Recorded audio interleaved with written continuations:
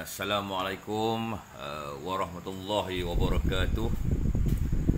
Salam sejahtera, selamat petang kepada sahabat-sahabat di Facebook dan juga di TikTok. Kita ke udara di dua medium live, iaitu page Ismi Rakyat dan juga TikTok Ismi Rakyat.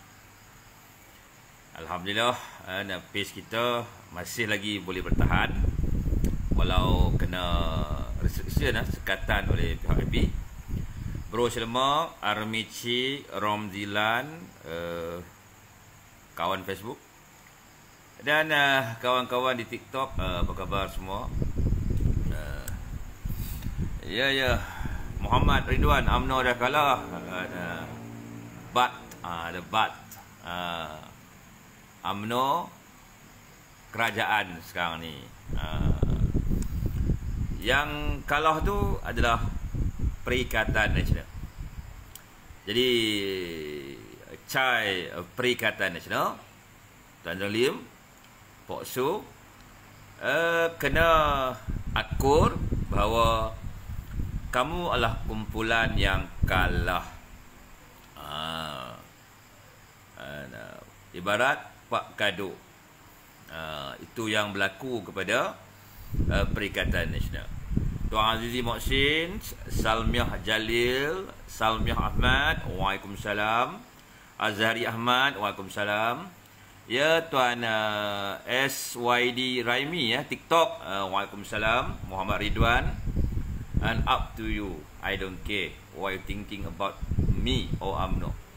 Important, and I love my country and always do my best, and I support the unity government, sebab menjunjung titah Sri Paduka Baginda Yang Tuan Agong. Dalam politik kita kena profesional, kan? Politik bukan bermaksud perkauman, politik bukan bermaksud ekstrim. Politik bermaksud demi agama, bangsa dan tanah air. Sebut bangsa adalah rakyat Malaysia. Okey. Jadi pihak Perikatan Nasional ni biasalah sebenarnya dia cuba nak menggambarkan kepada masyarakat kononnya kita yang meroyan. Tetapi sebenarnya Tuan Muhammad, Tuan Azri, Tuan Ramlan, sebenarnya realiti mereka yang meroyan sebab mereka kecewa dengan kepimpinan mereka kerana tidak memilih untuk menyertai kerajaan perpaduan. Mengapa? Sebab kepimpinan mereka ni terlalu rakus dan tidak mau menubuhkan kerajaan perpaduan kerana mereka amat geli mendengar perkataan perpaduan. Mereka ni lah parti yang anti perpaduan atau anti penyatuan. Dia orang tak suka perpaduan, dia orang tak suka penyatuan, dia orang suka projek direct nego. Dia orang suka lockdown, dia orang suka darurat, dia orang suka tangkap kata. Dia orang suka kalahkan musuh-musuh mereka dengan menggunakan pendakwaan terpilih. Dan mereka suka buat perjanjian rahsia, membelakangkan ketua-ketua parti, rakan-rakan yang menyokong mereka. Tuan dan puan, saya fokus kepada Facebook dan TikTok.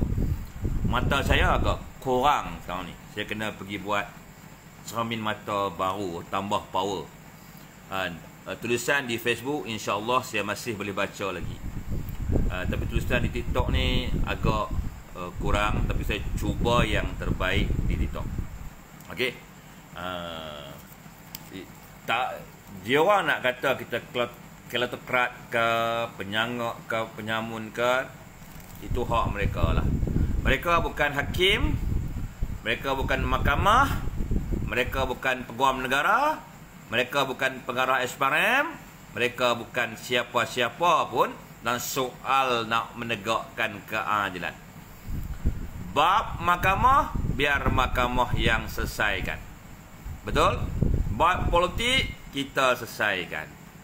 Bab menguruskan tata kelola kerajaan, kita serahkan kepada Tun Sri Anwar Ibrahim, Dr. Zahid Hamidi dan rakan-rakan beliau yang lain. Habis cerita. Dan Perikatan Nasional pembangkang buat cara pembangkang.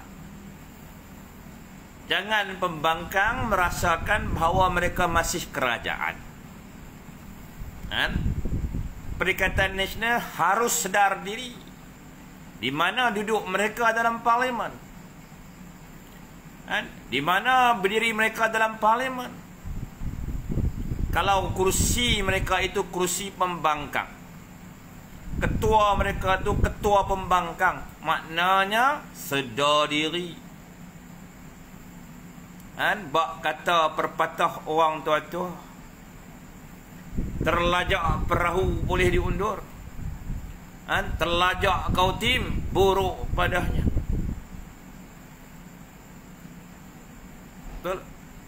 Orang tamak selalu rugi, ibarat kucing dengan tulang. Itu yang berlaku pada Perikatan Nasional. Mereka merasakan mereka begitu penting. Kononnya prinsip mereka itu terlampau penting, sehingga mengatasi segala-galanya. Malah titah diraja pun mereka tolak mentah-mentah. Dan mereka bertegas kononnya mereka ada simple majority. 114 kerusi dengan cerita. Wow. Menang baru 74 kerusi. Time tu 73 kerusi. Sekarang dah tinggal 69 kerusi ataupun 70 kerusi. Jadi mana datangnya lagi 44 kerusi? Yang mencukupkan Mahayadin kononnya ada 114 kerusi. You menang 73 seats. Datang dari mana? Lagi 44 kerusi. Kalau kata datangnya dari GPS menyokong kerajaan perpaduan. Kalau kata datangnya daripada UMNO menolak untuk berketuakan Perikatan Nasional sebagai ketua kerajaan. Jadi di mana datangnya 44 kursi yang kononnya melayakkan Mahayadin Yassin menjadi Perdana Menteri kali kedua? Itu maknanya mereka tidak sedar diri.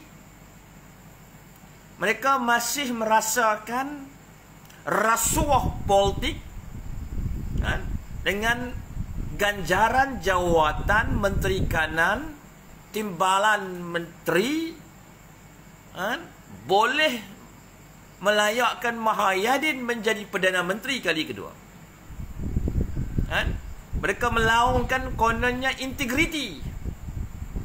Ini dah macam roti Pak Sagi saya tengok. Cakap lain buat lain. Orang Penang kata cakap tak serupa bikin. Dan kita pun tahu Mahayadin ni berahinya pelik. Mahayadin berahinya menangkap kata, berahinya menipu, berahinya rakus kepada kuasa. Dan mereka bukanlah parti-parti yang atau partai-partai yang berkhidmat untuk masyarakat. Contohnya di Terengganu baru-baru ini, banjir melanda Terengganu. Kita semua tahu musim Tengkujuh, matahari berada di tengah-tengah titik khatulistiwa. Betul tak? Malah kita sedia maklum, sebelum ni Kerajaan Perikatan Terengganu menolak Dewan Undangan Negeri dibubarkan beralaskan banjir. Tapi alhamdulillah, rambalan mereka itu sesat belaka. Tidak berlaku pun banjir pada pilihan raya yang ke-15. Tapi banjir itu berlaku selepas itu. 40,000 lebih rakyat Terengganu menjadi mangsa musibah banjir di musim Tengkujuh. Tapi sayangnya, menteri besarnya pada waktu itu katanya ada di luar negara. Apa nama tempat? Auckland. Auckland mana tentang. Malah ada lagi hitam putih yang keluar. Sewanya Porsche. Porsche ni kalau tuan-tuan pakai, dia automatic handsome. Porsche ni levelnya lagi tinggi daripada Mercedes, BMW. BMW tu orang Indonesia sebut BMW, orang Malaysia sebut BMW. Jadi Porsche ni tarafnya lebih tinggi daripada Mercedes-Benz, or BMW, or Audi, or Volkswagen. Mana Porsche ni dia adik-beradik dengan Lamborghini, Ferrari, exotic car. Nampak?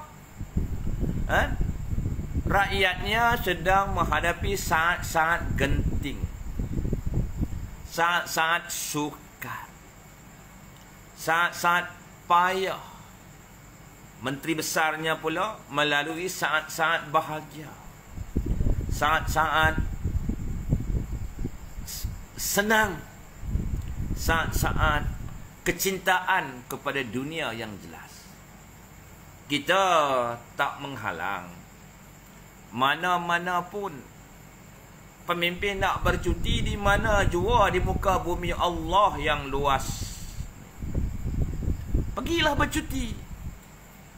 Gaji you besar, allowance you besar, rumah you besar, semuanya besar-besar belaka.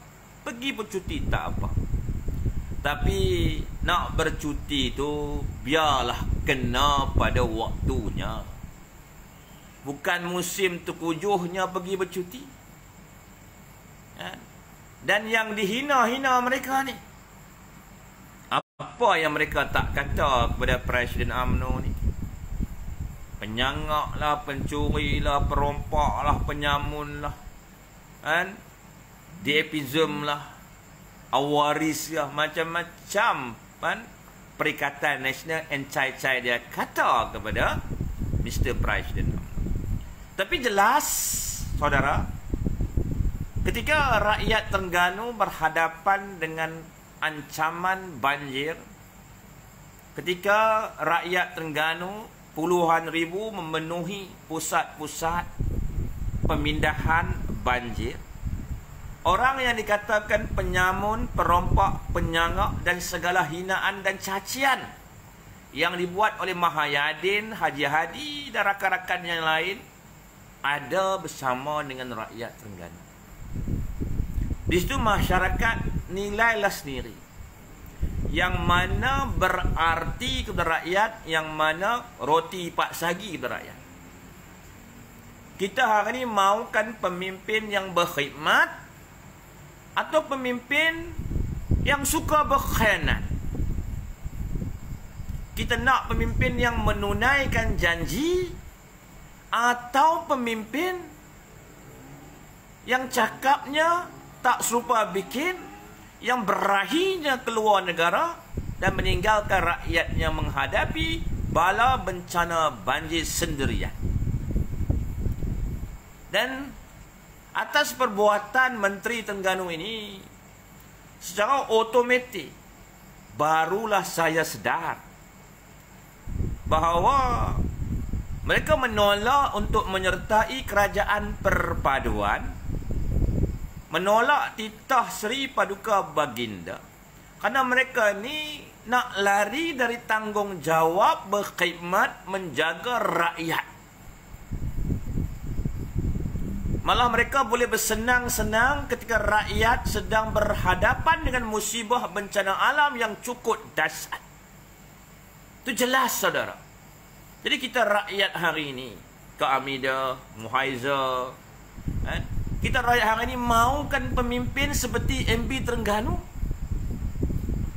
Adakah kita mahukan pemimpin seperti Dr. Zahid Hamidi yang sanggup turun padang, berbasahan bersama, turun menziarahi pusat-pusat pemindahan, berusaha menggunakan sepenuh daya kuasa yang ada untuk mencari solusi menyelesaikan masalah yang dihadapi penduduk yang dilanda banjir on the spot, tanpa ada birokrasi?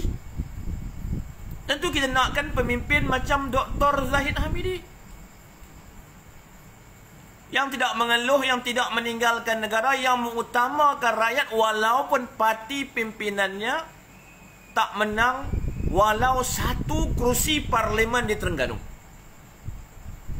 Dan bayangkan kalau perkara ini berlaku kepada Perikatan Nasional, mereka tak menang mana-mana kursi di Terengganu, adakah mereka akan turun membantu masyarakat Terengganu yang dalam kesusahan? Jawapannya mudah saja. Mereka tak akan turun membantu, dan mereka akan beri berbagai-bagai alasan untuk menidakkan kehadiran mereka membantu penduduk yang dalam kesusahan. Dan inilah behavior atau tingkah laku kepimpinan Perikatan Nasional yang tidak bertanggungjawab, yang sentiasa berpolitik khianat dan lebih kepada mempermainkan masyarakat semata-mata mahukan undi-undi untuk mereka menang, menerima gaji, menerima allowance tanpa melakukan sebarang pekerjaan yang baik kepada rakyat. Tapi kita tak salahkan kepimpinan bawahan mereka, saudara. Kerana kita pun tahu kalau bapaknya borek, anaknya rintik. Kalau ketuanya berjawatan tak menjalankan tanggungjawab pun dapat gaji bulan-bulan, tentu yang lain pun mahukan keistimewaan yang sama. Mereka akan bagi alasan, kami bukan kerajaan pusat, kami bukan kerajaan negeri, kami tak mampu bantu kamu. Kamu kena cari UMNO. Sedangkan UMNO kalah di parlimen, kalah di Dundun. Tapi tak apalah, saudara. Kita tak akan mengeluh jika rakyat mencari kita, memohon bantuan dan perhatian. Soal menang atau kalah di peti undi itu soal Z, soal yang terakhir. Kalah kita di parlimen, kalah kita di Dewan Undangan Negeri bukan berarti menghalang kita menjalankan tanggungjawab khidmat kepada rakyat. Kita yakin suatu hari nanti rakyat akan sedar bahawa UMNO Barisan Nasional benar-benar mencintai rakyat dan sanggup berbuat apa saja untuk melunaskan atau memenuhi kepentingan kehidupan rakyat. Malah hari ini Barisan Nasional membuktikan kepada rakyat mereka sanggup mengedepikan prinsip sempit kepartian. Prinsip sempit partai. No UNO, no DAP, no PBBM. Selepas saja pilihan raya yang ke-15 semata-mata membuktikan kepada rakyat bahawa ini parti-parti istana. Ini parti yang menjunjung titah istana. Ini parti yang sanggup mengedepikan prinsip semata-mata nak menyelamatkan negara dan rakyat daripada bencana politik seandainya kerajaan tidak dapat ditubuhkan. Jadi hari ini saudara, parti yang sebagaimana lagi yang kita mahukan? Partai yang sebagaimana lagi yang kita mahukan? Tak lengkapkah lagi partai UMNO ini? Apa yang kurang kepada UMNO? Tuan-puan jelaskan. Kurangnya di mana? Yang saya nampak lebih belaka. Kalau kita nak bandingkan partai UMNO dengan partai PAS, nampak saja bulan, tapi bulan sentiasa gerhana. Kalau kita bandingkan dengan parti bunga, layu sebelum mekar, sembangnya pompang-pompang, ngomongnya deras belaka, tapi kerjanya ibarat kura-kura dalam perahu, pura-pura tak tahu. Betul. Dan mereka sentiasa mengamalkan politik hukum. Pidato-pidato mereka pidato yang menghukum. Sedangkan mereka tahu kalau bandingkan khidmat UMNO dengan khidmat mereka, jauh UMNO meninggalkan kita. Dan ini bukan cakap masuk bakul angkat sendiri. Ini hujah yang berpandukan rekod 1946 sehingga rekod ke saat hari ini 25 Disember 2022. Jadi saudara, apa yang kurang lagi kepada UMNO ini? Kita juga tanya kepada anak-anak muda di luar sana, apa yang kurangnya kepada UMNO ini? Apa yang anak muda mau UMNO lakukan lagi? Nyatakan. Karena kami tak tahu apa salah kami. Kami tak tahu di mana silap kami. Kami tak tahu di mana kasar kami. Kalau silap kami, kami sedia buang ego kami ke tepi. Kita sanggup memperbaiki segala kelemahan-kelemahan yang ada kepada kita. Itu juga kita mengakui bahawa perjuangan kita tidaklah sempurna. Kalau kita nak bandingkan dengan PAS, tentu mereka ni sempurna. Sampurna. Sampurna. Sampurna. Bukan sampurna sabar. Bukan sempurna. Dia sampurna. Ada sampulna. Kita faham. Betul. Jadi sekarang ni kita nak membetulkan ketidakpuashatian mana-mana pihak kepada partai kita. Di mana salah kita? Dan ada pihak membenci kepada Presiden UMNO tanpa mengetahui atau ambil peduli perkara yang sebenar. Apa salah Presiden UMNO? Adakah dia lebih kaya dari Mahayadin? Adakah rumahnya lebih besar daripada rumah Mahayadin?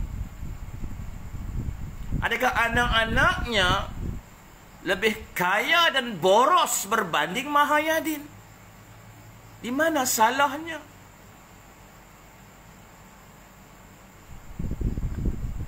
Sebab tu saya minta bersegelintir pihak janganlah membenci tanpa mengambil peduli kebenaran yang sebenar.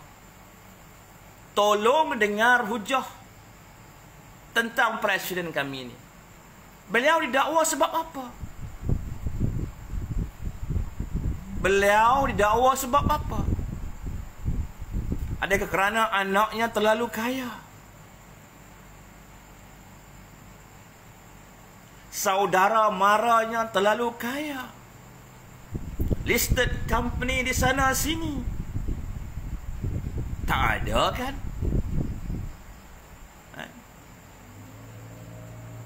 Ataupun didakwa kerana prinsip dia enggan membubarkan UMNO. Didakwa kerana dia enggan tunduk kepada ketamakan, kerakusan, kegilaan Mahathir dan Muhyiddin berkenaan dengan kuasa, kekayaan.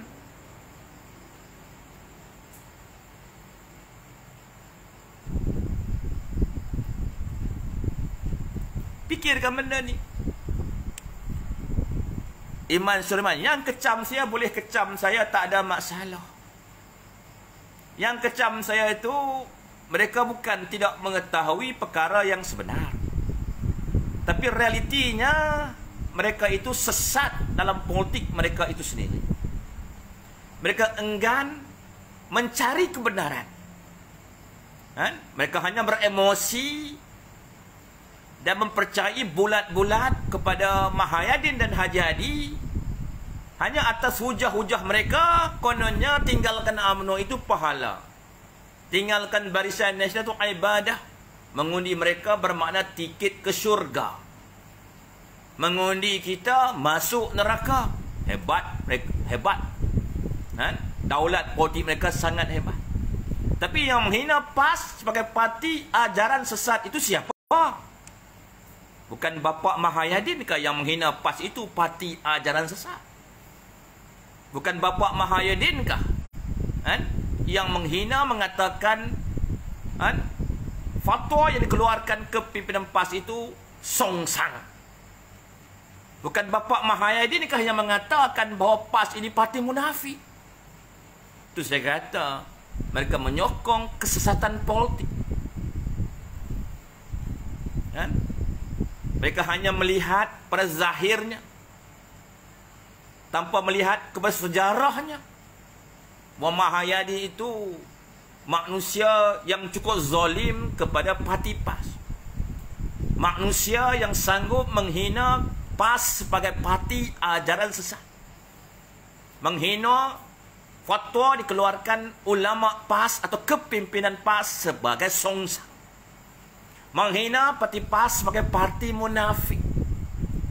Sedangkan Zahid Hamidi tak pernah pun menghina, mencerta atau mencaci parti PAS seperti mana Mahayadin lakukan. Tapi entahlah, dunia sudah akhir zaman.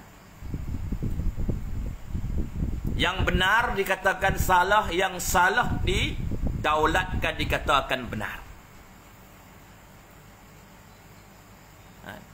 Yang kaki pecah belah, yang kaki fitnah, yang kaki menghukum orang itu sesat, orang sesat diangkat sebagai ketua. Ketua apa? Adakah kerana Mahayadin ini sempurna? Dia punya banyak sampul, wallahu alam. Tapi kalau kita tanya Anwar Musa, dia tahu. Yang Mahayadin ini banyak sampul di bilik tidur dia. Pengakuan berterus terang Anwar Musa ketika berlaku pilihan raya negeri Sabah. Time tu saudara, Anwar Musa mengatakan UMNO tak punya wang, UMNO tak cukup wang. Orang kata UMNO ni parti sakau, tapi UMNO tak ada wang, tak cukup wang, diakui oleh Anwar Musa, si ejen bersatu itu sendiri. Jadi Anwar Musa masuk sampai ke dalam bilik tidur utama Mahayadin Yassin. Bapak Mahayadin, UMNO tak ada duit, tak cukup duit. Berapa nak pakai? Berapa aja lah. Nah, ambil duit. Tentu nilainya juta-juta, tuan-tuan. Nampak? Tapi yang dipertenah, yang tuduh sebagai sakau, yang didakwa pecah amanah, curi wang dan sebagainya, ke pimpinan UMNO. Tapi pilihan raya negeri Sabah terbukti UMNO tak punya wang. Malah Anwar Musa melutut dan mendapat wang daripada Mahayadin Yassin. Nampak je saudara? Nampak jelas tu saudara? Okey tuan-tuan. Banyak orang duk komen ni berkenaan dengan DAP. Kenapa kamu nak menghukum kami sebagai baruah DAP? Adakah kami menjalinkan kerjasama di pilihan raya ke-15? Adakah kami berganding bahu di pilihan raya ke-15 melawan Perikatan Nasional? Kalau kami berganding bahu dengan Pakatan Harapan, takkan kami menang cuma 30 kursi. kami merupakan lawan kepada Pakatan Harapan, lawan kepada PKR, DAP, PAN dan MUDA. Dan hari ini kami berpakat kerana parti kami parti istana. Partai ini partai yang menjunjung titah, tuanku. Partai ini bukan partai macam Bersatu atau PAS. Betul atau salah mengikut untung dan rugi mereka. Kalau perkara itu menguntungkan mereka, mereka kata jangan ganggu gugat kerajaan, jangan jadi serupa tupai dan kera. Tapi kalau benda itu tidak menguntungkan, dia kata pula pengadil tidak adil, pengadil menambah masa kepada yang kalah. Kan? Pengadil mengalih tiang gol, tak mau membenarkan yang menang diangkat sebagai Perdana Menteri. Itu hujah parti PAS. Dia ikut untung dan rugi. Dia ikut timbangan. Kalau timbangan tu berat kepada mereka, makna hujahnya jangan ganggu gugat kerajaan. Yang suka ganggu gugat kerajaan tu tupai dan kera. Kalau lompat parti itu merugikan perjuangan PAS, yang lompat parti itu adalah monyet. Tapi kalau yang lompat parti itu menguntungkan PAS, inilah kumpulan fisabilillah. Macam tu. Contohnya Syahidan Kasim, bila tidak dicalonkan, terus Syahidan menjadi katak dan menyertai parti PAS. Haji Adi menerima dengan hati yang terbuka dan penuh bersemangat. Kenapa? Kerana perkara itu menguntungkan PAS di negeri Perlis. Nampak? Jadi PAS ni hujahnya ikut untung dan rugi kepimpinan atau perjuangan PAS itu sendiri. Tapi tak apa kalau Saudin Din nak kata saya ni baru DAP, up to you lah. Jangan menghukum atas kegagalan kamu mengawal DAP. Bersatu dulu, berpakat dengan DAP dan menang pilihan raya ke-14 dan tertubuh kerajaan Pakatan Harapan, bukan kerajaan Unity Government. Gagalnya Bersatu dan PAS untuk menguruskan DAP, tak perlulah kamu nak hukum kami atas kegagalan kamu mengawal DAP. UMNO ada pengalaman yang panjang, malah terbukti mampu berkeupayaan untuk meneutralisasikan gerakan yang suatu masa dulu lebih dahsyat, lebih ekstrim, lebih radikal, lebih resis, chauvinis berbanding DAP yang ada hari ini. Kalau gerakan pun kepimpinan kami yang terdahulu mampu kawalnya, kami tidak boleh menggunakan rujukan yang lalu, panduan yang lalu untuk mengawal tingkah laku DAP supaya tidak melampaui syarat-syarat yang telah letakkan kami kepada mereka. Pertama, berkaitan Islam. Kedua, raja-raja. Ketiga, kedudukan hak bangsa besar kita. Yang keempat, soal bahasa. Yang kelima, soal tanah. Itu merupakan perjanjian atau syarat sokongan penyertaan UMNO ke dalam kerajaan perpaduan. Nama UMNO tu apa maksudnya? Pertubuhan Kebangsaan Melayu Bersatu. UMNO tu dah namanya Melayu. Takkan kita nak biarkan mana-mana parti mengambil kesempatan menindas kepada bangsa Melayu. Okey, Tan. Zulkifli bin Kamil, PN PAS meroyan tak dapat jadi kerajaan. Yalah, mereka memang meroyan. Saya pun pelik dengan mereka. Mereka kata ini gelombang. Bukan gelombang. Kalau ini gelombang, bermakna mereka mampu menubuhkan kerajaan. Tapi dengan pakatan pun mereka kalah. Mereka tubuhkan kerajaan macam mana?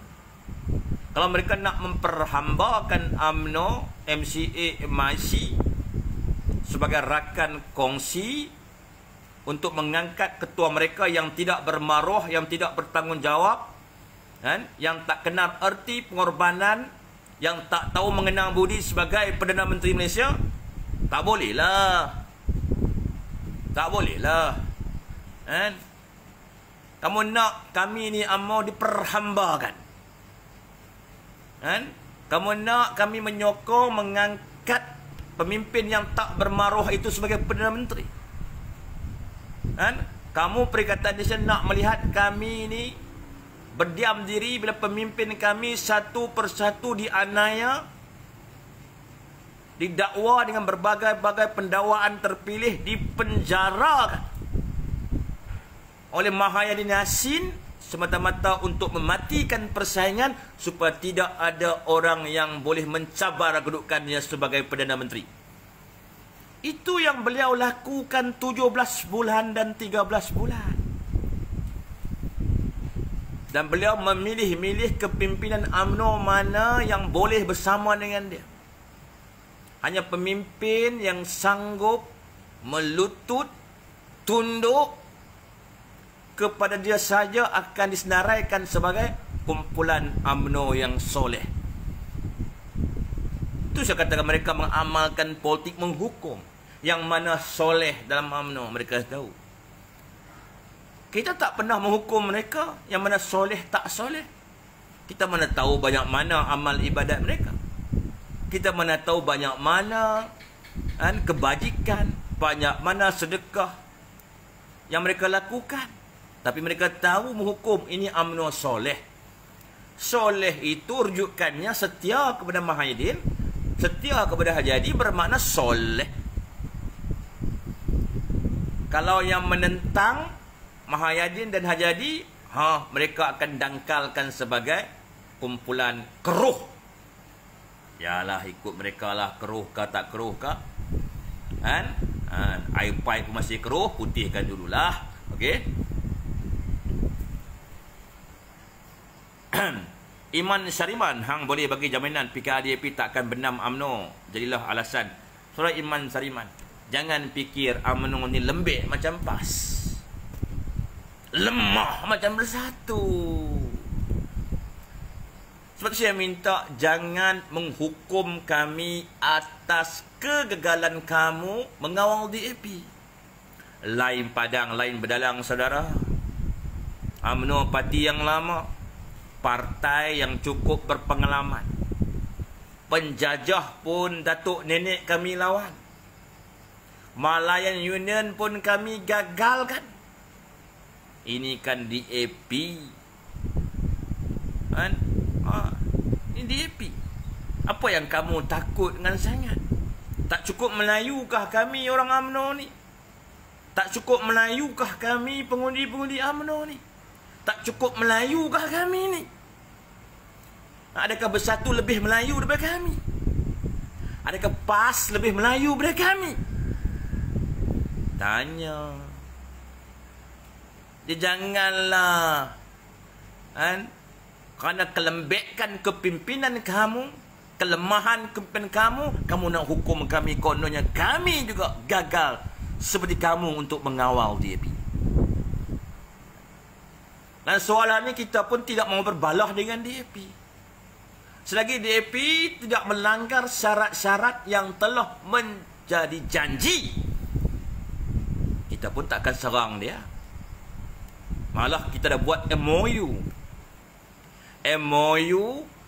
yang jelas demi kejernihan politik untuk menghapuskan kesenjangan antara partai-partai yang menyokong kerajaan perpaduan. MOU itu menandakan bahawa DAP tak akan berani menyentuh perkara berkaitan dengan gagasan perjuangan kita, iaitu abada. Agama, bangsa dan tanah air dia tak akan sentuh. Kalau dia cuba sentuh, kita yang lawan dulu. Bukan Perikatan Nasional yang lawan dulu. Kita yang lawan dulu. Kalau mereka sentuh, Dr. Zahid Hamidi yang akan lawan dulu. Bukan Mahayadin, bukan Haji Hadi. Kalau disentuh di Negeri Perak, Datuk Sarani yang akan lawan dulu. Bukannya Ramzan. Itu cerita dia. Jadi jangan fikir kami ni tak cukup Melayu. Kami pun anak Melayu. Kami pun makan sambal belacan. Kami pun makan budu. Makan ikan kasam. Kami pun berahi makan ikan darat. Ikan laut apatah lagi lah. Kan? Kita Melayu sama saja. Jangan kita kata UMNO ni tak Melayu, tak mampu kawal DAP. Kalau UMNO tak mampu kawal DAP, takkan DAP pun turunkan tanda tangan kepada MOU. Kan? DAP tengok sendiri, mangsa Anaya Mahathir Mohamad diangkat sebagai timbalan Perdana Menteri. Ada DAP berani pertikaikan, pelantikan Dr. Zahid Hamidi sebagai timbalan Perdana Menteri. Berbanding dengan Mahathir Yassin yang langsung tidak ada keberanian untuk melantik Dr. Zahid Hamidi sebagai TPM. Memandang jijik dan kotor kepada Dr. Zahid Hamidi, sedangkan Mahathir sendiri tahu fakta sebenar. Zahid Hamidi dakwa kerana mempertahankan UMNO dari dibubarkan Maha Fir'aun yang rakus untuk menguasai politik Melayu ketika itu. Adakah Mahayadin lebih bersih daripada Dr. Zahid Hamidi? Adakah Mahayadin lebih suci daripada Dr. Zahid Hamidi? Persoalan-persoalan ini akan terjawab tidak lama lagi. Dan saya minta kepada pemimpin Perikatan Nasional, jangan gunakan perkataan dianiaya kerana berbeza pendapat dengan kerajaan. Diseret ke mahkamah kerana enggan tunduk kepada Anwar Ibrahim. Jangan gunakan hujah-hujah begitu lagi. Kan? Sebab tuan-tuan lihat sendiri, sejurus kerajaan perpaduan ini wujud. Adakah mana-mana rumah mantan Perdana Menteri kan, yang diserbu PDRM? Kan? Adakah? Adakah pengarah SPRM diturunkan, Azam Baki turunkan dan diangkat Lokman Adam sebagai pengarah SPRM? Adakah? Tak ada, kan?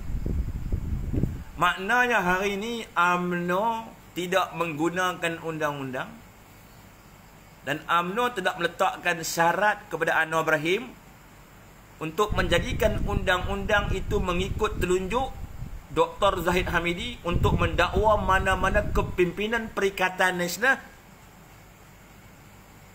Tak ada, kan? Jadi yalah, kan? Hidup ni tuan-tuan, dia ibarat pusingan roda saja. Ada masa kita di atas, ada masa kita di bawah, saudara. Kebohongan tu, walau ia berlari sepikilat, sudah tiba waktunya kebenaran akan mengalahkannya. Kita pun tahu, puluhan bilion wang negara dibelanjakan atas projek-projek direct nego. Tender-tender pemberian terus. Ini kita boleh sebut sebagai amalan sahabat baik ataupun amalan cronyism. Amalan yang kita tentang sekian lama. Amalan ni dimulakan oleh Dr. Mahathir. Rupa-rupanya DNA Mahathir tetap ada dalam Perikatan Nasional. DNA direct nego, DNA projek-projek diberi bersahabat karib. Soal mereka menerima kamsyen atau menerima ganjaran dari projek nego, wallahualam, itu tanggungjawab SPRM, tanggungjawab Azam Baki untuk menyiasat, meneliti sama ada perkara-perkara kotor itu berlaku. Sebab kita tengok Perikatan Nasional ni banyak wang, tapi kita tak tuduh. Mereka ni penyangak, perompak, penyamun. Kita tak mengikut resmi mereka. Kalau kita nak mengikut cara mereka, nak mengikut rasmi mereka, tak ada bezalah kita dengan mereka. Betul? Kita dan mereka itu berbeza. Tapi kita tak pernah mengatakan kita ni kumpulan partai yang soleh. Kan? Kita tak akan kata kita kumpulan yang soleh.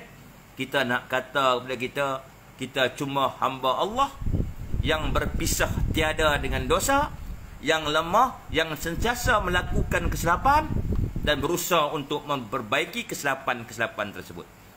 Mana kita tak memaksumkan partai kita berbanding mereka. Kan? Yang begitu megah bercakap di hadapan penyokong-penyokong mereka. Kononnya mereka lah partai yang maksum. Kan? Kononnya kepimpinan mereka tu kepimpinan yang soleh. Beralaskan tak ada mana-mana pemimpin kami yang menjadi kluster mahkamah. Iyalah, yang patut jadi kluster mahkamah pun kamu boleh selamatkan. Yang ada video kalis CCTV pun kan, kamu boleh selamatkan. Yang lompat parti kamu selamatkan. Apa yang nak pelik sangat? Kan? Tapi tak apa, itu dulu. Dulu sungguh kuasa di tangan Mahathir, kuasa di tangan Mahayadin. Betul? Sekarang ni kuasa sudah beralih dan berada di tangan Kerajaan Perpaduan. Kerajaan Ikhtiar Seri Paduka Baginda Yang di-Pertuan Agong. Tentulah kerajaan ini lebih adil, dipimpin pula oleh seorang reformis yang cukup lama menentang ketidakadilan politik yang diamalkan Mahathir, yang pernah dipenjara sebanyak 2 kali kerana menentang ketidakadilan kekayaan negara yang dibahagi kepada kroni-kroni Mahathir. Pemimpin yang digeruni oleh Mahathir dan rakan-rakan dia. Malah ibu dan ayah beliau meninggal dunia ketika Datuk Seri Anwar Ibrahim masih merengkok di dalam penjara. Mana perjuangan Datuk Seri Anwar Ibrahim perjuangan yang cukup hebat. Kalau kita nak bandingkan perjuangan kita dengan memanda Datuk Perdana Menteri kita ni, malulah. Hujung kuku pun tak ada, tuan-tuan. Bulu hidung pun tak ada lagi, tuan-tuan. Betul? Mana beliau telah melalui satu fasa penderitaan dalam perjuangan. Memiliki pengalaman melalui sengsara dalam perjuangan. Tentulah hari ini beliau akan seorang Perdana Menteri yang penuh kewibawaan, istiqamah, dan tidak akan menganiaya kepada mana-mana pihak yang bukan dari kalangan sekutunya. Maknanya Muhyiddin boleh berlapang dada, kepimpinan Perikatan Nasional ini boleh berlapang dada, kerana Malaysia hari ini memiliki Perdana Menteri yang sebenar-benarnya yang terbaik sepanjang sejarah kemerdekaan kita. Pengalaman beliau dalam kerajaan pernah menjawat jawatan Menteri Kewangan, berbagai-bagai kementerian lagi. Belah jawatan tertingginya dahululah jawatan Timbalan Perdana Menteri. Pernah dianugerahkan sebagai antara 4 orang Menteri Kewangan yang terbaik di dunia. Dianugerahkan sebagai Menteri Kewangan yang terbaik di Asia. Malah di ASEAN dia tidak ditandingi oleh mana-mana Menteri Kewangan. Kalau nak dibandingkan, apa yang saya sampaikan tadi jauh berbeza dan tidak tertanding oleh Mahayadin ataupun Haji Adi. Walaupun kita tahu Haji Adi merupakan duta Timur Tengah yang terbaik yang diiktiraf dunia. Tak perlu bekerja pun dapat gaji terbaik kat dunia lah tu. Okey, dah. Saudin Din, dulu siapa yang buat zalim kepada Anwar? Yang menzalimi Anwar adalah Mahathir bin Mohamad. Yang menzalimi Anwar Ibrahim juga Mahayadin Yassin. Yang merampas hak Anwar Ibrahim untuk diangkat sebagai Perdana Menteri yang ke-8 juga Mahayadin Yassin. Sepatutnya PM ke-8, PM8 Anwar Ibrahim, bukan Mahayadin Yassin. Mahayadin Yassin tidak pun tersenarai sebagai calon Perdana Menteri. Beliau hanya diletakkan sebagai Menteri KDN sahaja. Kerana kerakusan dan sikap Mahayadin ni ibarat haruan. Dia selalu makan kawan Mahayadin ni. Keikhlasan Anwar Ibrahim menyokong mereka tidak dihargai. Mereka tidak menunaikan janji, merampas hak Anwar Ibrahim. Tapi tuan nilai sendiri, bila mereka rampas hak Anwar Ibrahim, beri kepada Mahayadin, beri kepada Ismail Sabri, akhirnya di hujung perjuangan Datuk Seri Anwar Ibrahim, beliau tetap diangkat sebagai Perdana Menteri. Jadi kita nak Perdana Menteri yang bagaimana lagi? Sekarang kita nak Perdana Menteri yang bagaimana lagi? Tak cukup Melayu kah Perdana Menteri kita ni? Tak cukup pengalaman-kah Perdana Menteri kita ni? Tak cukup matang-kah Perdana Menteri kita ni? Tak cukup hebat-kah Perdana Menteri kita ni? Orang Melayu sokongnya, orang Cina sokongnya, orang India sokongnya, asli sokong, Sabah Sarawak pun sokong. Mana dia hebat. Dia ada aura dan karisma yang lebih mantap dan padu berbanding Mahayadin ataupun Haji Hadi. Mahayadin tak mampu menarik sokongan selain daripada Melayu. Jadi kita nak Perdana Menteri yang bagaimana lagi? Mahathir sudah, Abdullah sudah, Najib sudah, Mahayadin tak sudah-sudah, Ismail Sabri sudah. Kenapa kita tak boleh beri sikit masa dan ruang kepada beliau untuk membuktikan kemampuan beliau melunaskan janji-janji reformasi yang dilaungkan bertahun-tahun lama, malah hampir sedekat, 2 dekad lamanya. Bagilah peluang. Betul? Dan belajarlah sebut reformasi. Sebab perkataan reformasi itu perkataan yang baik. Reformasi. Lawan tetap lawan, lawan sampai menang. Reformasi bermaksud perubahan daripada yang buruk kepada yang baik,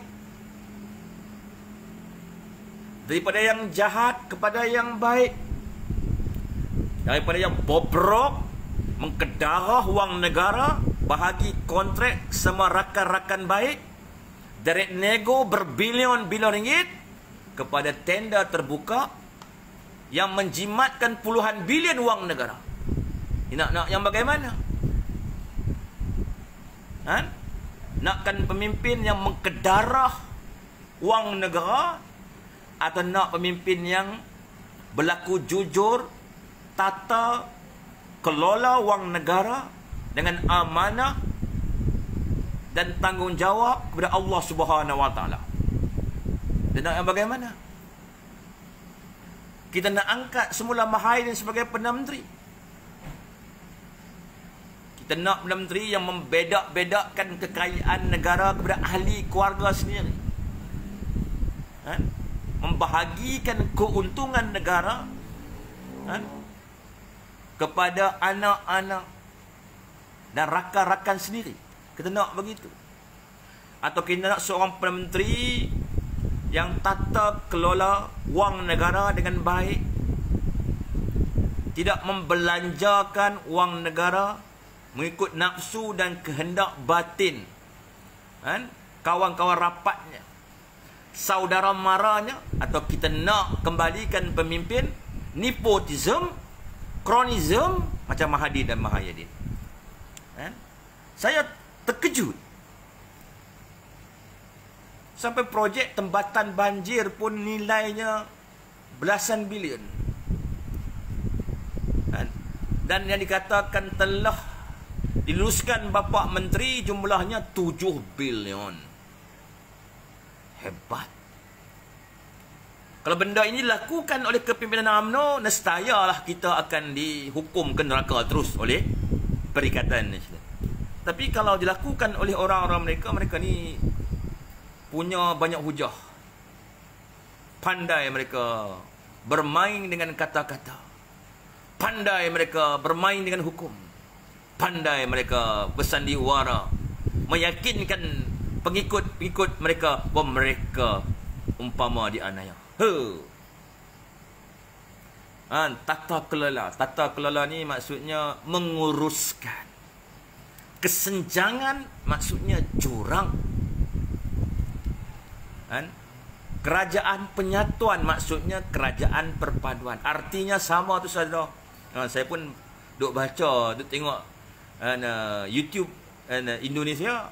Cakap pun dah macam Indonesia sikit tuan-tuan. Biasa nak tidur pegang Hafiz. Tengok YouTube.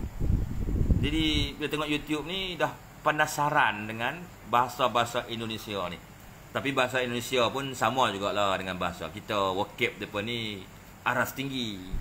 Vocab kita ni aras tinggi juga. Boleh, yang mana-mana pun boleh. Yang penting kita faham. Betul. Okey tuan. Badli Selangor kah kluster mahkamah? Up to you lah. I don't care lah what you thinking about me. Okay? You nak kata pemimpin kami kluster mahkamah, you kata lah. Tapi macam saya kata tadi, kebohongan itu walau ia berlari seperti kilat, tiba waktunya kebenaran akan mengalahkannya. Dan kesombongan Perikatan Nasional tanda dekatnya mereka dengan kejatuhan. Dan hal ini masa yang paling sesuai untuk kita bawa negara kita ke arah kejernihan politik. Kita mahukan politik akal sihat, bukan politik jijik, politik kotor, ibarat ayam berkokok ekornya penuh tai. Kita bencikan politik hipokrit yang diamalkan Mahayadin yang haji-haji. Di hadapan media merekalah yang terbaik, merekalah yang termaksum.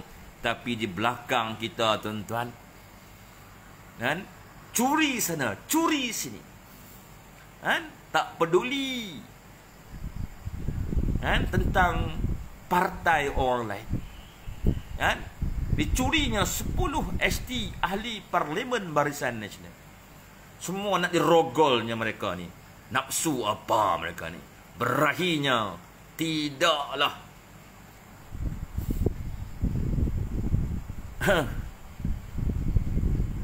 Okey, tuan, apa soalan tuan-tuan? Muhammad Irwan, Zahid terbaik, insya-Allah.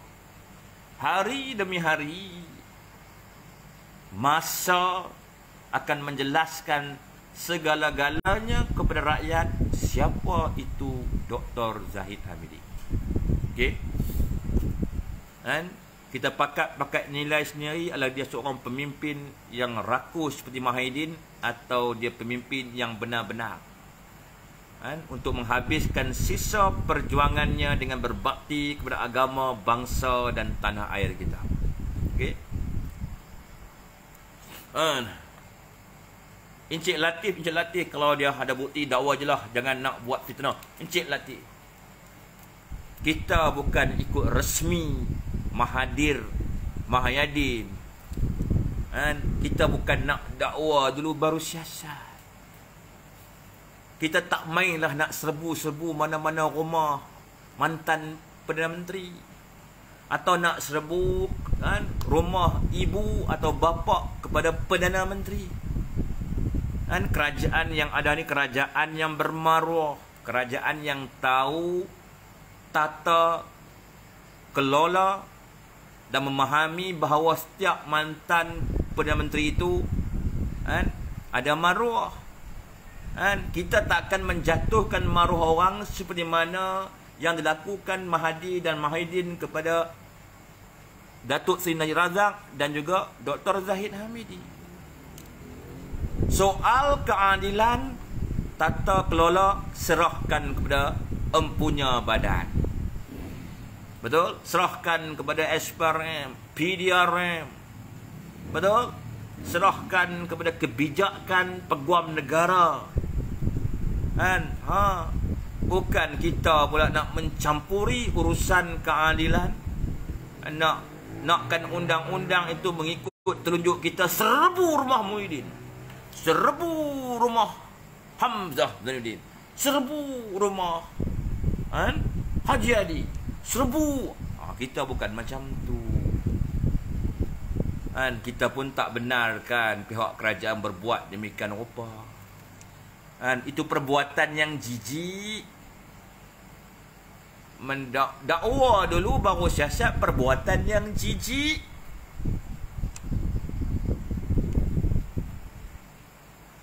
Betul?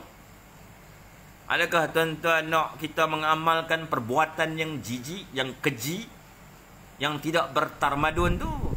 Tak mau kan? Dia sabarlah. Takkan lari, gunung dikejar. Tuan-tuan, kalau pihak SPRM berjaya membongkarkan salah guna kuasa dalam pembahagian tenda-tenda direct nego, kalau SPRM berjaya membongkarkan ada amalan korupsi, ada koruptor dalam kepimpinan Kerajaan Perikatan Nasional,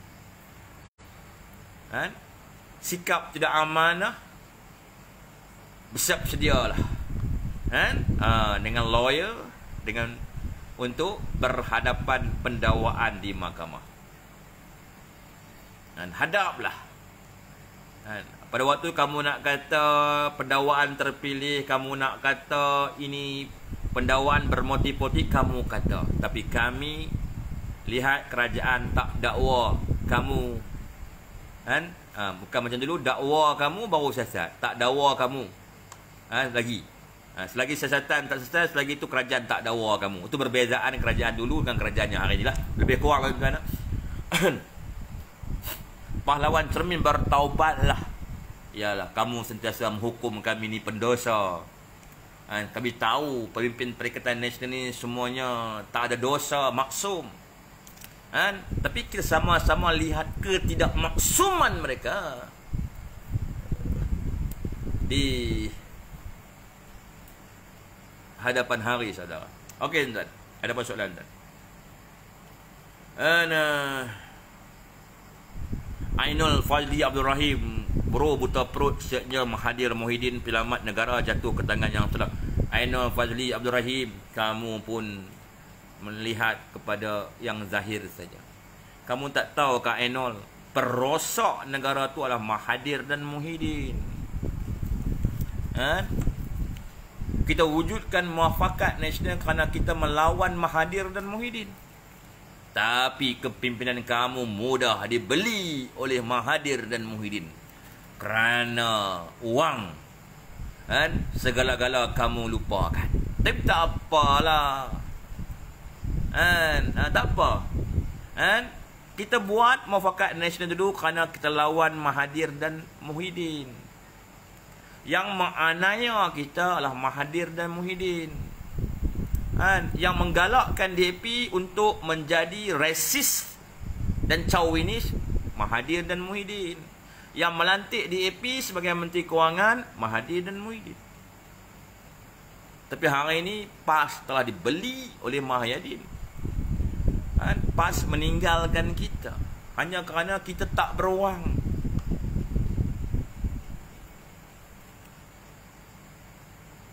Okey, tuan. Dan yang kedua, tuan, ini ada ramai juga sahabat terupus Perikatan Nasional yang berbulu. Mengamuk akan mereka marah kat saya. Dia Dia kata, kenapa kamu cadangkan jawatan presiden tidak dipertandingkan? Kan? Jawapan dia mudah saja.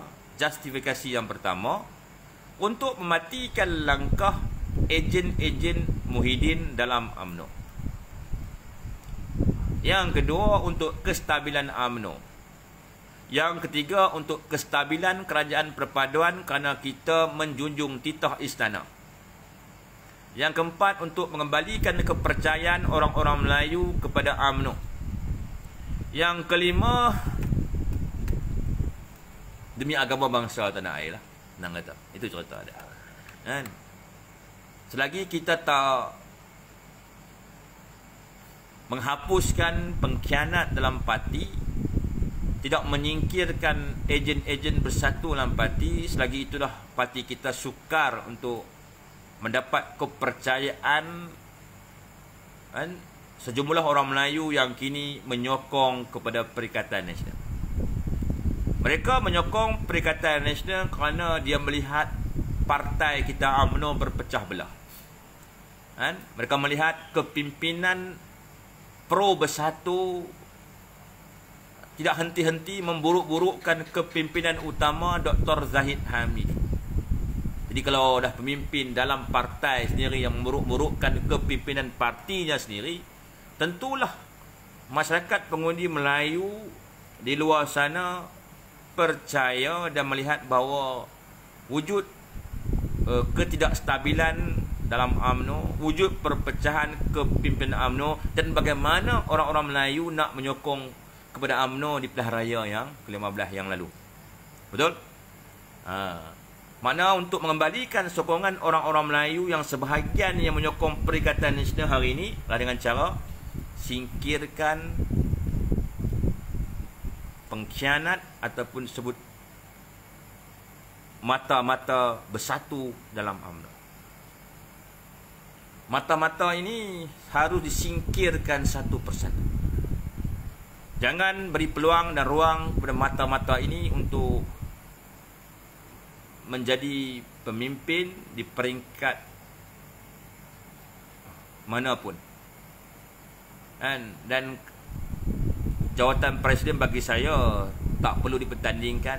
Sama juga jawatan Deputi Presiden tak perlu dipertandingkan. Buat apa kita nak takut dengan kritikan mata-mata bersatu? Kenapa kita nak takut dengan hinaan cacian yang dibuat oleh cyber troopers dan cai-cai Perikatan Nasional? Kita mencari formula bagaimana nak matikan langkah gerakan-gerakan gerombolan jahat mata-mata bersatu ni. Senang saja. Jawatan Presiden dan Deputi Presiden tidak dipertandingkan. Automatik langkah mata-mata bersatu akan terhenti, dan wang ringgit mata-mata bersatu tidak bernilai lagi untuk mereka menjatuhkan Presiden dan Deputi Presiden. Adakah tak cukup bijak cadangan tu? Kalau mana-mana pihak nak bercakap soal tidak demokratik, adakah demokratik kalau kita mengizinkan mana-mana mata-mata bersatu mencabar jawatan Presiden dan Deputi Presiden? Tak demokratik lah kalau kita benarkan mata-mata itu menjatuhkan ketua kita.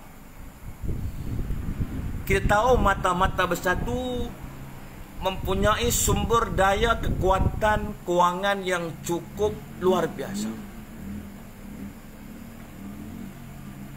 Kita tahu mereka ada kekuatan di situ. Di bagaimana kita nak melawan kekuatan mereka itu? Jadikan wang ringgit mereka tidak mempunyai nilai. Bila jawatan itu tidak dipertandingkan, otomatik wang ringgit mereka tidak bernilai. Secara tak langsung kita boleh menyingkirkan satu persatu mata-mata bersatu ni. Dan seeloknya mata-mata bersatu ni meninggalkan partai kita. Dan biarkan mata-mata ini masuk semula ke kem Bersatu. Biar mereka tunjuk diri mereka yang sebenar, seperti mana Syahidan Kasim. Syahidan Kasim dulunya mata-mata Bersatu. Sekarang dia sudah di kepala Bersatu. Tapi dia tak mau tunjuk yang dia tu mata-mata Bersatu. Jadi dia menyamar menjadi ahli PAS. Bijak tak Syahidan Kasim? Bijak tak Syahidan Kasim? Bijak. Bijak tak kena kat dia.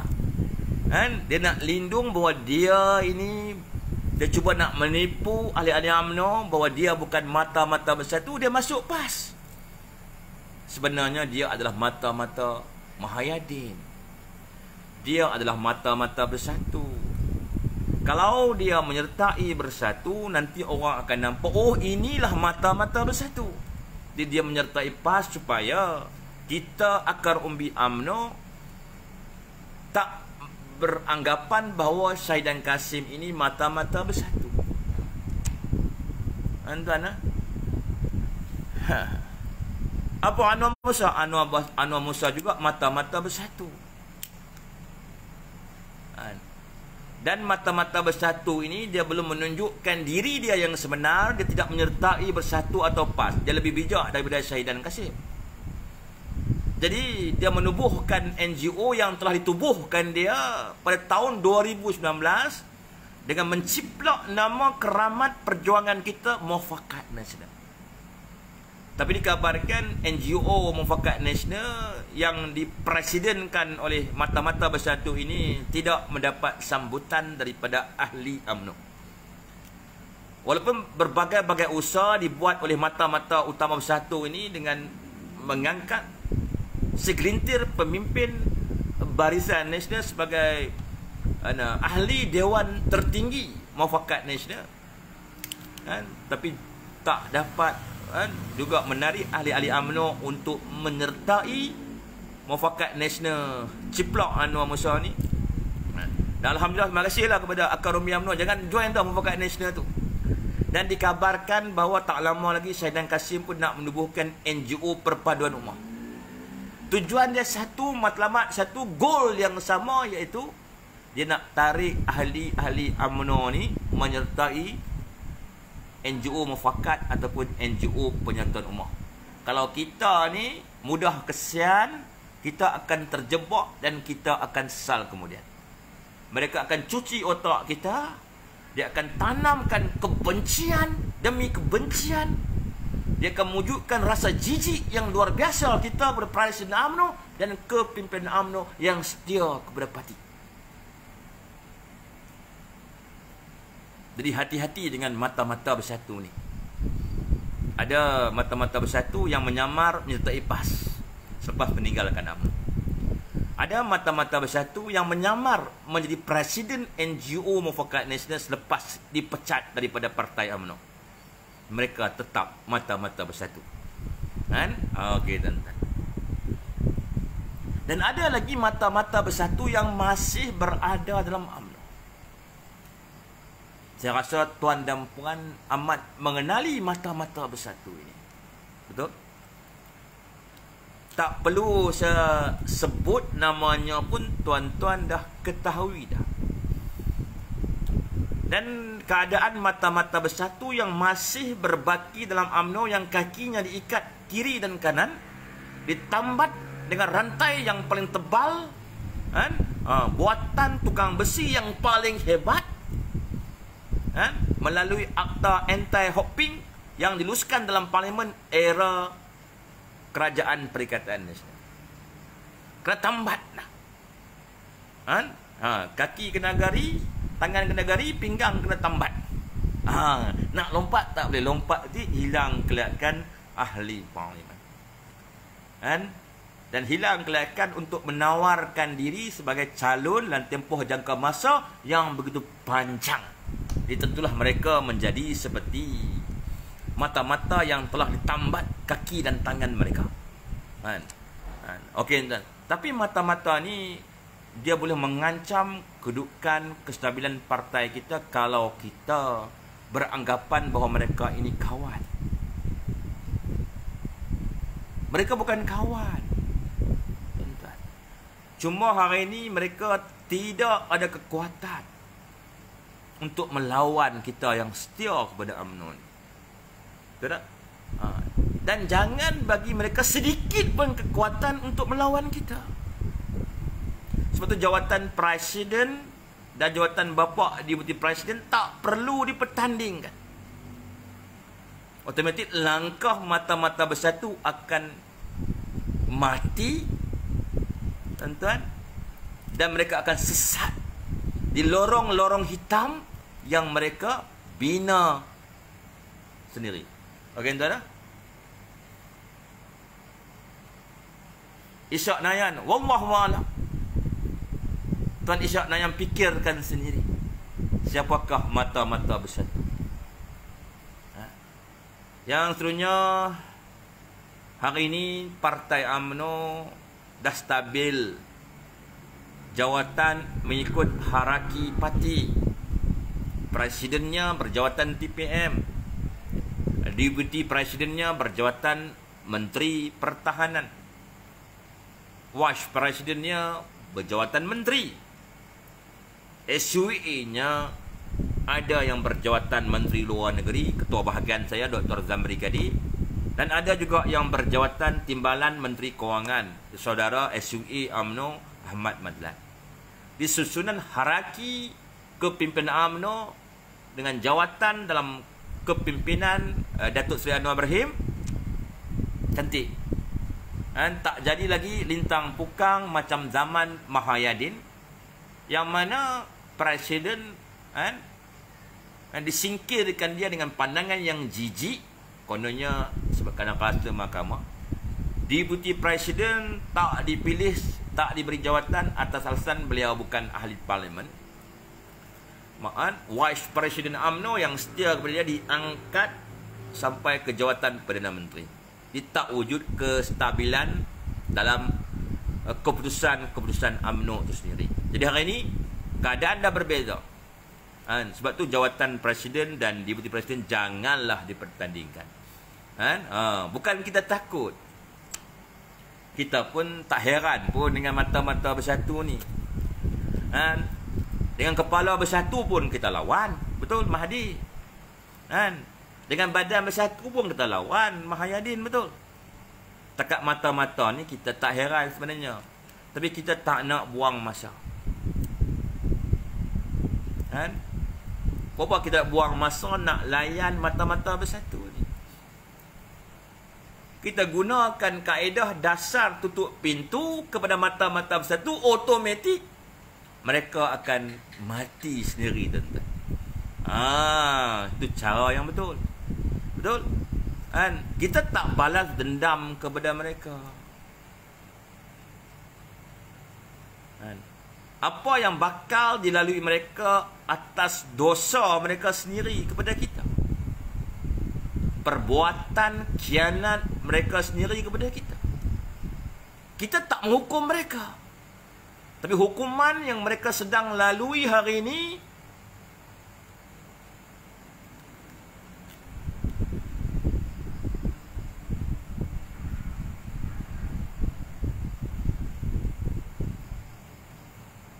atas perbuatan mereka sendiri. Sampai ke saat-saat akhir pun mereka masih lagi nak mengkhianati amanat parti dengan menurunkan SD kepada Mahyidin Hasim. Tapi mereka gagal kerana faktor undang-undang. Kalau tak kerana faktor undang-undang yang diperjuangkan kita sebelum ini, tentu kita telah dikhianati. Mungkin kita tak wujud lagi dah hari ini.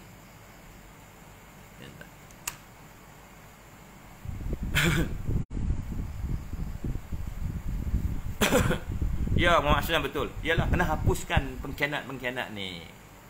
Jangan mudah berbelas kasihan, nanti terjebak sesal kemudian, saudara. Dan jangan kita menganiaya kepada mata-mata ni. Cuma kita pinta tutup pintu. matikan langkah mata-mata bersatu. Jadikan wang mereka tidak bernilai. Biar mereka terengah-engah tengok. Daripada lawan jawatan lawanlah. Tapi kita janganlah bagi sokongan. Betul? Okey tuan. Nampaknya saya kena stop dulu. Dah 1 jam 20 minit. Saya minta saudara-saudara meneruskan perjuangan. Beri sokongan yang padu kepada kerajaan perpaduan.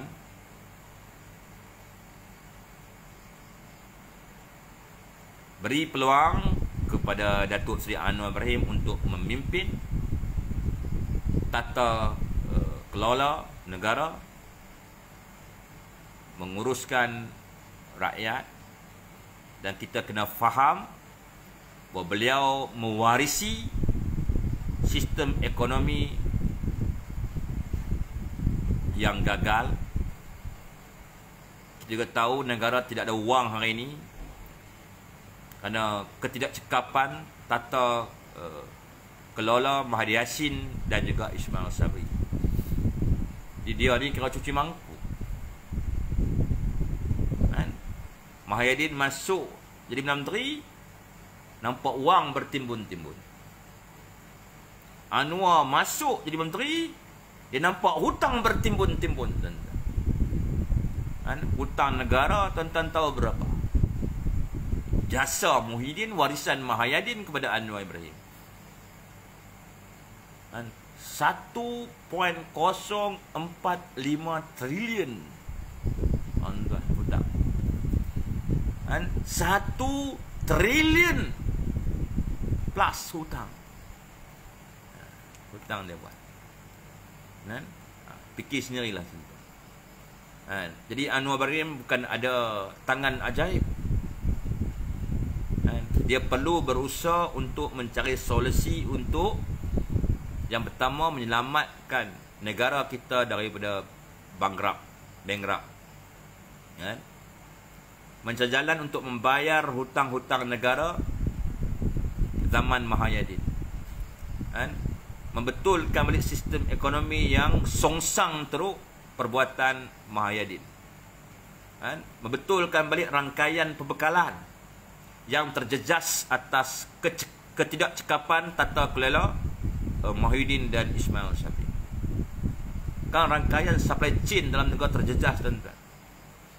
Supply and demand tidak seimbang, atau penawaran dan permintaan tidak seimbang.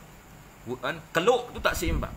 Sebab tuan-tuan tengok hari ni, ada harga barang yang tak mahal sangat, ada harga barang yang meroket harganya. Sebab apa?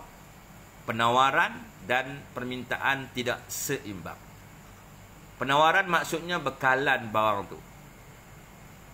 Demand, permintaan masuk permintaan kita ni rakyat. Contoh kita ni demand ayam tak ada, kita pun naik angin kepada kerajaan. Betul tak? Ada ayam, harga pula harga Yahudi, kita rasa naik meluat kepada kerajaan. Betul? Maknanya wujud ketidakstabilan keluk penawaran dan permintaan. Jadi bagaimana langkah-langkah yang perlu diambil oleh Datuk Seri Anwar Ibrahim? Lakukanlah. Kita percaya dia boleh. Dia ex mantan Menteri Kewangan terbaik dunia. Dia tentu ada jalan bagaimana nak mengawal harga-harga barang dan menghapuskan kartel-kartel yang cuba menyorokkan barang. Pandai-pandai dia lah. Okey tak? Semerah padi berapa pis bayar kahang walaun? Semerah padi kamu ni, ingat saya ni macam penyokong Perikatan Nasional. Ingat saya ni macam ahli bersatu kah yang boleh dibeli dengan wang ringgit? Saya sokong kerajaan perpaduan kerana ni saya rakyat raja. Sebab saya di rakyat raja lah saya sokong kerajaan perpaduan ni. Tuanku bertitah, junjunglah. Tuanku Ulul Amri bertitah, tubuh kerajaan selamatkan negara dan rakyat. Junjunglah. kita menjunjung titah, tenangnya kita dapat duit berlapis. Apalah. Okey, dah ada soalan lagi tuan-tuan. Oh, ramai kat sana. Ya, Fauzi teruskan kan. Terima kasih. Waalaikumsalam. Kan, terima kasih. Kan. Betul tak? Rafizi, soal ayam. Dia cakap soal penawaran dan permintaan. Dia cakap dalam bahasa ekonomi. Tapi benda tu akan menyebabkan kemarahan rakyat kepada dia. Dia kena faham, bukan semua daripada kalangan kita yang memahami soal ekonomi, soal demand and supply, soal supply chain dan soal harga. Dia harus berhati-hati mentata kelola hujah-hujah yang dia nak sampaikan. Jangan dia jadi menteri pahlawan kan. Orang tengok dia menteri pahlawan. Ayam mahal, jangan makan ayam. Dia fikir-fikir, ayam mahal, jangan makan ayam. Kalau kata ayam mahal, rakyat tak makan ayam, okey, tentu akan berlaku lambakan stok ayam. Bila berlaku lambakan stok ayam, adakah itu akan menurunkan harga ayam? Untuk seminggu dia turun lah. Lepas seminggu tu, harga ayam akan bertambah mahal lagi. Sebab apa? Banyak tauki gulung tiga, tak tahan. Ayam makan modal. Makan modal. Kalau kita boikot ayam, saki-baki ayam yang ada kat pasaran ni, pengusaha-pengusahanya akan terjejas teruk. Mereka tak boleh nak sembelih ayam mereka ikut jadual. Bila tak boleh sembelih ayam ikut jadual, automatik kos makanan ayam atau kos dedak ayam akan meningkat. Ayam ni dalam tempoh 7 minggu dah kena potong tu, akan sembelih dia. Cerita dia.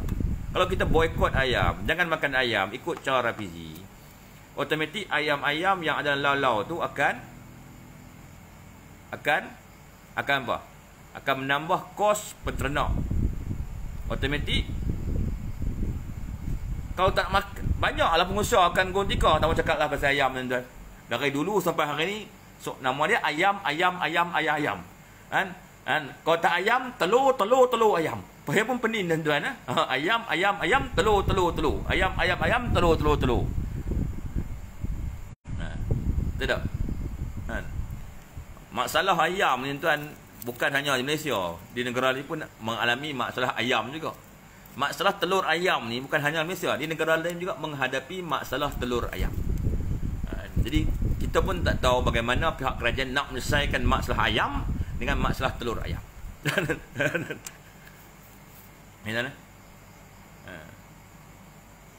Okey tak? Tapi janganlah marah kat Rafizi tu. Dia masih baru sebagai menteri, dia tak ada experience sebagai menteri. Tiba-tiba dilantik sebagai menteri ekonomi, tentu dia rasa tu dah lain sikit kan. Dan nama menteri ekonomi, dia bercakap pun pasal ekonomi lah. biar kat dia kan. Ya, Emilia Moli kupas ini biar rakyat tahu semua jahatnya Muhyiddin semasa pemerintahan dia dulu. Memanglah jahat. Tapi dia ni hipokrit. Dia depan kita pijak semut pun tak mati kan. Belakang kita pijak buaya tu mati kan. Bayangkan ganas tak ganasnya Muhyiddin ni. Lain tak ada.